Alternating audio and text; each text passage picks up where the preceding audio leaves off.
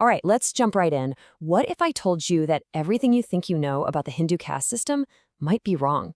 Today, we're going to unpack a really provocative book called Caste, Conversion, A Colonial Conspiracy by P. Satish K. Sharma. And let me tell you, it makes an argument that tries to completely reframe one of the most talked about social structures in Indian history. The entire book really boils down to this one central question.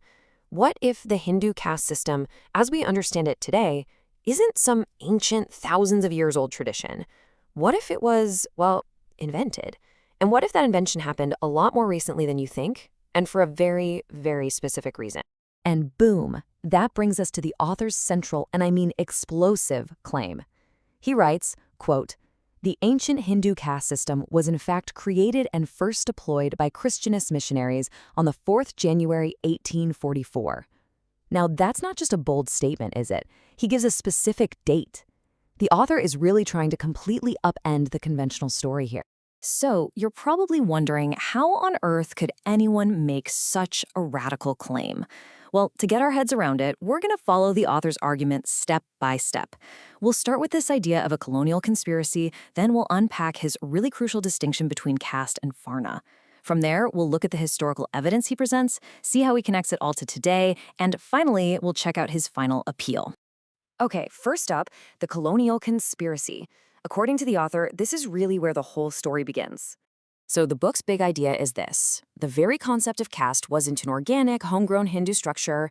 Instead, it was a deliberate colonial strategy. In his words, it was designed to deliberately create discord and deconstruct British-occupied Hindu India. The point he's making is that this wasn't just some cultural misunderstanding.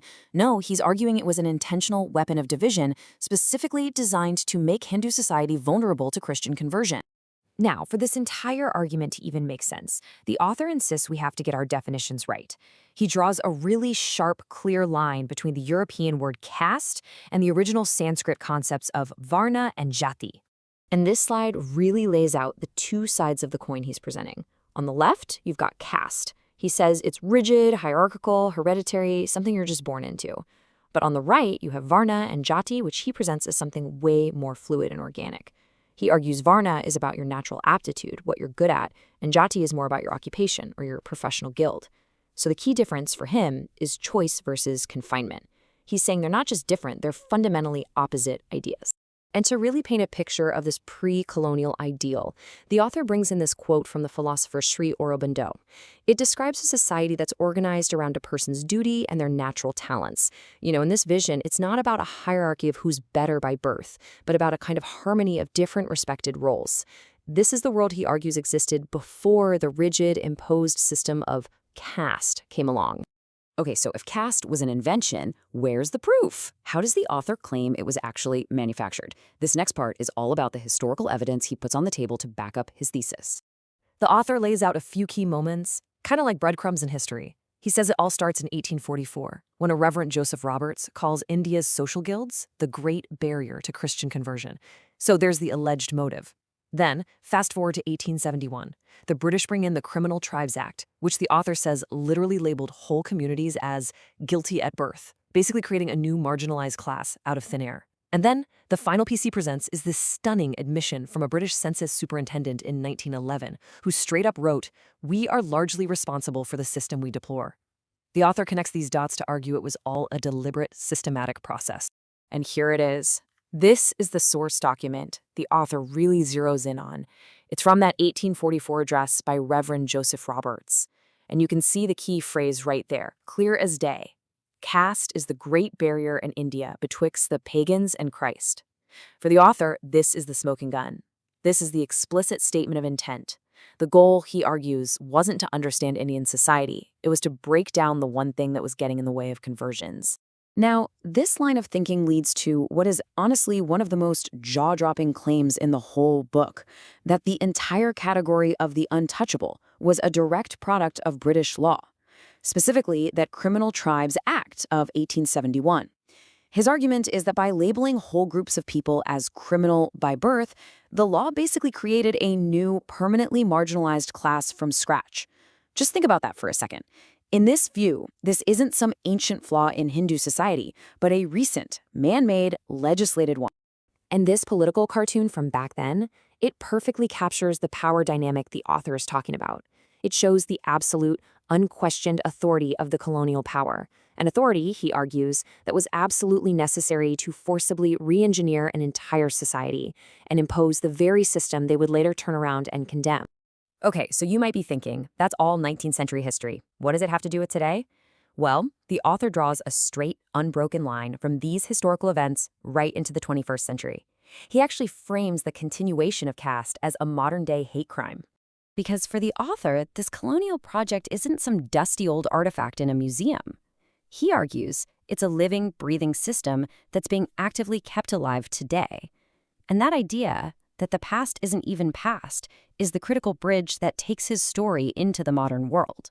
And for his prime modern example, he takes us right into the UK's House of Lords for a debate that happened in 2013. He describes how a Lord Harry's introduced an amendment to make caste a legally protected characteristic in the UK. The author claims this was done using bad data, and that the debate basically turned into what he calls a masterful nurturing of Hinduodium, a passionate hatred for all Hindus.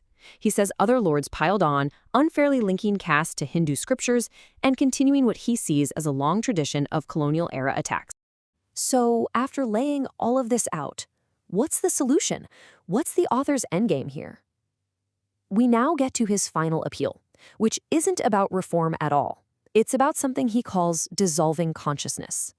And this really says it all. The author's stated goal isn't to fix or reform the caste system.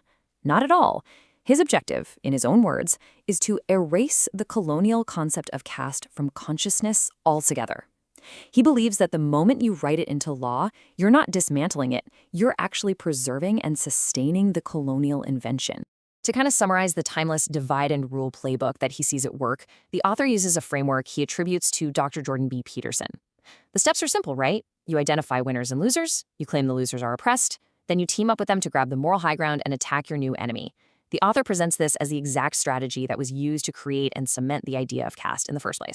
So based on this whole argument, the author makes these very direct appeals to three different groups. He calls on people who identify as Dalits to rethink their history, arguing that their suffering was actually created and then exploited by colonial powers. He asks British Christians to take a hard look at their own institution's role in this colonial history. And he urges Hindus to let go of what he calls a baseless inherited guilt, arguing that their ancestors were victims, not the perpetrators, of a caste-prejudiced system. This quote really brings his entire argument full circle. The permanent solution to eradicating any caste discrimination is to erase the colonial concept of caste from consciousness altogether, and clearly not to preserve and sustain it by enshrining it in law. For him, legally recognizing caste is the problem, not the solution, because he believes it just solidifies a colonial lie. So after unpacking Pate Satish K. Sharma's work, we're left with this huge question that goes way beyond just this one book. How do the stories we tell about our history, whether they're real or, as he argues, completely invented, end up shaping our modern identities, our laws, and our politics? His thesis is a powerful reminder that the past is never really just the past. It's the very foundation of our present.